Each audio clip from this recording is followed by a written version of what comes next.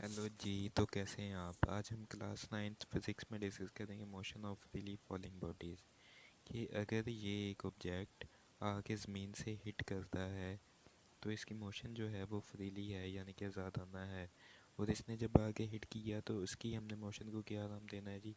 Motion of freely falling bodies का नाम देंगे। ठीक। सबसे पहले हम डिस्कस करेंगे ग्रेविटेशनल एक्सेलरेशन को कि ग्रेविटेशनल एक्सेलरेशन क्या होती है। तो हम डिस्कस करेंगे the acceleration of freely falling bodies कि जो ये बॉडी जो है इसकी एक्सेलरेशन है जब इसने आगे ज़मीन से हिट किया इस कार्ड ग्रेविटेशनल एक्सेलरेशन, तो उसको हमने क्या नाम दे देना है? ग्रेविटेशनल एक्सेलरेशन का।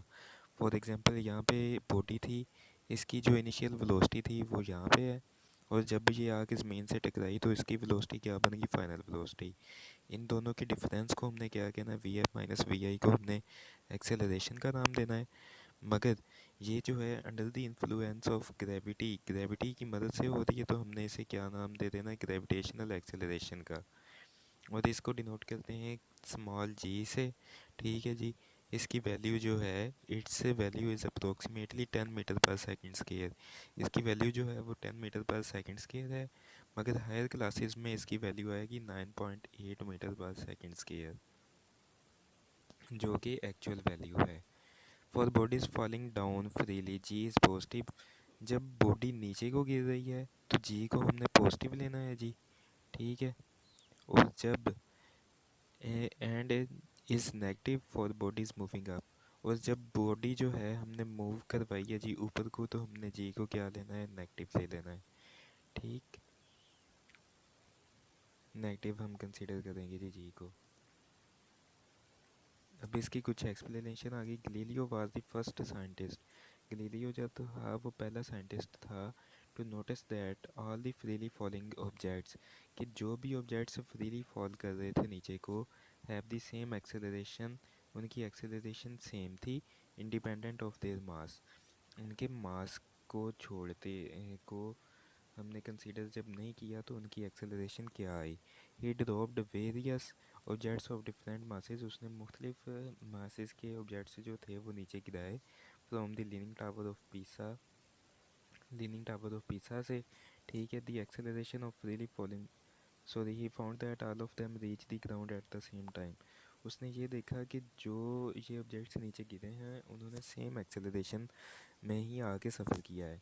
अब आप कहेंगे कि अगर एक ऑब्जेक्ट जिसका वज़न हल्का है और एक ऑब्जेक्ट जिसका वज़न भारी है, ठीक है, तो ये कैसे मुमकिन है कि ये इनकी एक्सेलरेशन सेम हो? मगर देखें कि गलीलियो ने साथ में ये भी लिखा है कि इंडिपेंडेंट ऑफ देयर मास, कि हमने उस उनके मास को कंसीडर नहीं करना। यानी कि अगर एक ऑब्जेक्ट जिसका वज़न ज़्यादा है और एक ऑब्जेक्ट जिसका वज़न थोड़ा है, ठीक है, उनकी एक्सेलरेशन सेम होगी जब वो नीचे आके हिट करेंगे। ठीक है।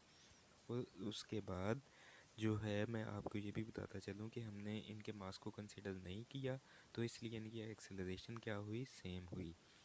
अगर आप एक ऑब्जेक्ट वज़नी भी ले लें, ठीक है, फॉर एग्जांपल एक हमने फुटबॉल ले लिया और एक हमने ये लीव ले लिया जी। ठीक है।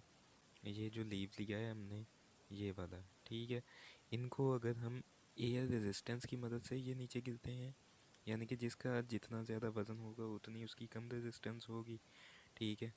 और जिसका जितना हल्का वज़न होगा और उसकी रेजिस्टेंस भी ज़्यादा होगी। ठीक है। ये रेजिस्टेंस जो होती है वो मास के इन्वर्सली प्रोपोर्शनल होती है।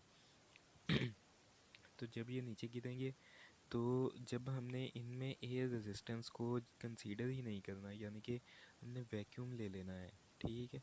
वैक्यूम जिसमें कोई भी एयर ना हो उसको हम वैक्यूम कहते हैं। ठीक है। तो जब हमने वैक्यूम को कंसीडर कर लिया तो इनकी मोशन को हम क्या कहेंगे?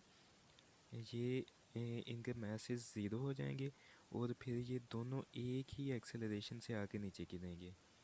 अगर एयर रेजिस्टेंस को आपने कंसीडर करना ही है, ठीक है, तो मिसाल मैं आपको देता हूँ। आप एक रोड ले लें, ठीक है, जो कि आयरन रोड है, ठीक हो गया, और एक आप स्टील का सॉरी, और एक आप प्लास्टिक का रोड ले लें जो पाइप्स होते हैं। ठीक है जी। तो अगर इनके दोनों के डायामीटर्स सेम हैं, डायामीटर्स क्या हैं जी? सेम है। तो जब आपके पास इनके डायमीटर सेम होंगे, ठीक है, और इनकी लेंथ भी सेम होगी और आप इनको नीचे गिराएंगे। ठीक, जब आप इनको नीचे गिराएंगे तो फिर क्या होगा, इनका फिर भी अगर एक चीज़ प्लास्टिक की है उसका तो वज़न डेफिनेटली कम होगा, और जो हमारे पास लोहे का रोड है उसका वज़न ज़्यादा होगा, मगर हमारे पास इनके डायमीटर सेम होंगे तो इसलिए इनके जो एक्सेलरेशन होगी वो हमारे पास सेम आएगी। एक्सेलरेशन जो है ये हमारे पास सेम होगी जी, सेम कंसीडर की जाएगी। और इसके साथ साथ मैं आपको एक ये और एग्जांपल दूंगा कि अगर आपके पास एक ही वज़न का पेपर है, ठीक है, और उसी वज़न का आपके पास जनाब यारी आ गया है कोई, और कोई थिन फॉइल ले लें, एलुमिनियम की फॉइल ले लें, अगर आप उन दोनों को गिराएंगे तो फिर भी उनकी एक्सेलरेशन सेम होगी। अगर आपने मैसेज को कंसीडर करना है, अगर मैसेज कंसीडर नहीं करना तो फिर भी इनकी जो वैल्यूज़ होगी, एक्सेलरेशन होगी, वो सेम ही होगी। नेक्स्ट चलते हैं, एग्जांपल 2.14 को डिस्कस करते हैं। A stone is dropped from the top of tower, कि यहाँ से टॉप ऑफ टावर से उसने एक स्टोन गिराया, ठीक है। The stone hits the ground after 5 seconds, और वो स्टोन आगे ज़मीन से टकराता है जी 5 सेकेंड में। ये तो लीनिंग टावर ऑफ पिसा, मैं आपको एग्जांपल दे रहा हूँ। Find the height of the tower, हमने इसकी हाइट मालूम करनी है, ठीक है। The velocity with which the stone hits the ground, और जिस वेलोसिटी से वो आके ग्राउंड को टकराया है हमने वो कैलकुलेट करनी है। यानी कि यहाँ तो उसकी इनिशियल वेलोसिटी होगी और यहाँ इसकी फाइनल वेलोसिटी होगी। तो हमारे पास जो गिवन डाटा है हम उसको देखेंगे जी। गिवन डाटा में हमारे पास क्या आता है, initial velocity V I is equals to 0, क्योंकि जब ऑब्जेक्ट ऊपर है तो इसकी वेलोसिटी, इनिशियल वेलोसिटी जो होगी वो 0 होगी क्योंकि वो रेस्ट में होगा। ग्रेविटेशनल एक्सेलरेशन की वैल्यू हमें पता है, जी is equals to 10 metre per second square. Time हमारे पास है जी 5 सेकेंड। अब देखें इन क्वेश्चंस को, इस तरह के क्वेश्चंस को जिसमें ग्रेविटेशनल एक्सेलरेशन का जिक्र हो या हाइट का जिक्र हो, या उसके बाद हमारे पास ग्रेविटेशनल एक्सेलरेशन का जिक्र हो, तो हमने क्या यूज़ करनी है, equations of motion for bodies moving under gravity. जो बॉडीज़ ग्रेविटी की इन्फ्लुएंस में मूव करती हैं, ठीक है, हमने उनकी इक्वेशंस को यूज़ करना है। फ़र्क इनमें क्या होगा कि जो हमारे पास 3 इक्वेशंस ऑफ मोशन पड़ी हैं उनमें हमने एक ही जगह पे जी को रिप्लेस कर देना है, यानी कि सिंपल एक्सेलरेशन की जगह पे ग्रेविटेशनल एक्सेलरेशन आ जाएगी, और डिस्टेंस की जगह पे हमारे पास क्या रिप्लेस हो जाएगा, वो हाइट रिप्लेस हो जाएगी। तो इस तरह से हमारे पास वो इक्वेशंस बन जाएंगी। पहली हमारे पास क्या बनेगी, V F is equals to V I plus A T, G A T की जगह पे क्या आ जाएगा, जी आ जाएगा, तो यहाँ पे V I plus G T बन जाएगा। दूसरी में S is equals to V I T plus half A T square, तो एस की जगह पे एच आ जाएगा और ए की जगह पे जो है वो हमारे पास जी आ जाएगा। तो इक्वेशन बन जाएगी H is equals to V I T plus half G T square, और टू ए एस की जगह पे हमारे पास ए की जगह पे जी आ जाएगा और एस की जगह पे एच आ जाएगा। तो ये हमारे पास बन जाएगी two A H is equals to V F square minus V I square, ठीक है जी। तो इन इक्वेशंस को यूज़ करेंगे। अब देखें हमारे पास टाइम भी है और उसके बाद हमारे पास इनिशियल वेलोसिटी भी है, तो हमने क्या कैलकुलेट करना है जी, सबसे पहले हाइट को कैलकुलेट करना है। तो हाइट के लिए हम दूसरी इक्वेशन लगा देंगे जी, H is equals to V I T plus half G T की वैल्यूज़ को पुट करेंगे तो हमारे पास आंसर क्या आ जाएगा, H is equals to 125 meter. इसी तरह हम बी पार्ट में देखते हैं कि उसने हमने हमारे पास पूछा है वी एफ यानी कि फाइनल वेलोसिटी पूछी है। तो हमने क्या किया जी, हमने थर्ड इक्वेशन ऑफ मोशन लगाई जी, V F square minus V I square is equals to 2 GH, V F square minus 0 का square is equals to 2 multiply by 10 metre per second square multiply by 125 metre. तो V F square is equals to 2500 metre per second square आ गया। हमें पता है कि दोनों तरफ जब स्केयर है तो स्केयर को ख़त्म करने के लिए हम क्या लेंगे जी, स्केयर रूट लेंगे। तो हमने दोनों तरफ स्केयर रूट लिया तो हमारे पास फाइनल वेलोसिटी की वैल्यू जो है वो आ गई जी 50 मीटर पर सेकेंड। ये हमारे पास वैल्यू आ गई। उसके बाद एग्जांपल 2.15 डिस्कस करते हैं जी। A boy throws a ball vertically up, यानी कि एक लड़का है जी यहाँ पे खड़ा, ठीक है, और उसने एक लड़के ने यहाँ से खड़े होकर बॉल को ऊपर फेंका। It returns to the ground after 5 seconds, और ये 5 सेकेंड्स के बाद जो है वो ज़मीन पे आके दोबारा टकराती है। फाइंड द मैक्सिमम हाइट, उसकी मैक्सिमम हाइट मालूम करनी है। The velocity with which the ball is thrown up, और जिस वेलोसिटी से इस बॉल को ऊपर फेंका गया हमने वो मालूम करनी है, यानी कि हाइट मालूम करनी है और हमने इसकी वेलोसिटी जो कि उसने ऊपर फेंकने के लिए यूज़ की है, हमने वो मालूम करनी है। ठीक है जी। तो सबसे पहले हम गिवन डाटा पुट करेंगे। इनिशियल वेलोसिटी हमारे पास अपवर्ड जो थी वो इनिशियल वेलोसिटी तो हमने मालूम करनी है। ठीक है जी। जिससे उसने ऊपर फेंकी थी वो वाली तो इनिशियल वेलोसिटी आएगी ना हमारे पास, तो हमने वी आई मालूम करनी है। Gravitational acceleration G is equals to -10 metre per second square. क्योंकि जब ऑब्जेक्ट ऊपर को मूव किया है तो इसलिए हमारे पास जी जो है वो नेगेटिव आ जाएगा। तो यहाँ पे हमने क्या लिख दिया, जी is equals to -10 metre per second square.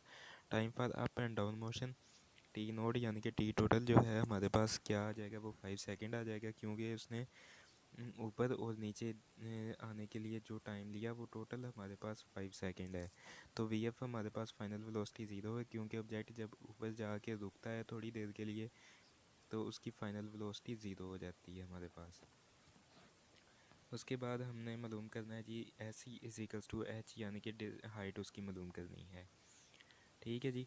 क्योंकि उसने टाइम अब जो है वो पूरा लिया था, 5 सेकेंड्स लिए थे, तो ऊपर जाने के लिए और नीचे आने के लिए तो टाइम फिर हाफ़ हो जाएगा। सिर्फ ऊपर जाने के लिए भी हाफ़ हो जाएगा और सिर्फ नीचे आने के लिए भी हाफ़ हो जाएगा। तो हम लिखेंगे कि as the acceleration due to gravity is uniform, क्योंकि जो ग्रेविटी की वजह से जो एक्सेलरेशन आई वो यूनिफॉर्म है। As the time taken by the ball to go up will be equal to the time taken to come down. तो जितना उसने टाइम ऊपर जाने के लिए लिया होगा उतना ही वो नीचे आने के लिए लेगा। ठीक है। तो ये हम लिख देंगे half T nought, T is equals to half multiply by 5 second is equals to 2.5 second हो जाएगा जी। अप्लाइंग द इक्वेशन 2.5 यानी कि जो हम इक्वेशन है हमारे पास V F is equals to V I plus G T. तो हमारे पास फाइनल वेलोसिटी ज़ीरो है। इनिशियल वेलोसिटी हमने पुट की -10 metre per second square multiply by 2.5 second. ठीक है। अगर मज़ीद इसे करना है जी, मॉडिफाई करना है, तो आप इनके किसी ब्रैकेट लगा लें। तो ये हमारे पास बन जाएगा zero is equals to V I -25 metre per second. जब ये इधर जाएगा तो माइनस का साइन इनिशियल वेलोसिटी के साथ भी आ जाएगा, तो माइनस माइनस से कैंसिल हो जाएगा। तो इनिशियल वेलोसिटी बन जाएगी हमारे पास 25 मीटर पर सेकेंड। इसके साथ ही देखते हैं जी हाइट हमने मालूम करनी है। तो हाइट के लिए क्या फॉर्मूला यूज़ करेंगे, second equation of motion H is equals to V I T plus half G T square. H is equals to initial velocity 25 metre per second आ गई जी।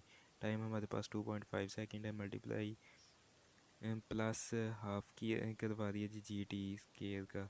तो ये हमारे पास बन गया -10 metre per second square multiply by 2.5 second whole का square. ठीक है जी।